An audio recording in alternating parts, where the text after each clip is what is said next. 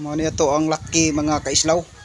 Mao ni atong bag-ong laki mga kaislaw nga atong silbi atong materyales sa atong mga bay mga kaislaw.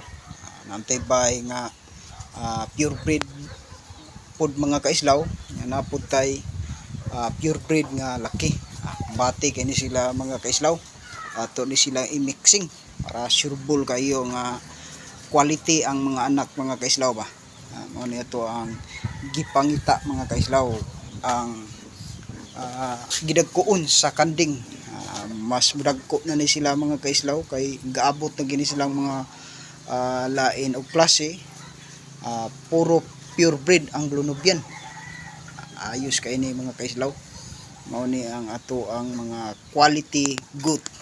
Salamat kayo mga kaislaw sa inyong pagtanaw. Thank you for watching.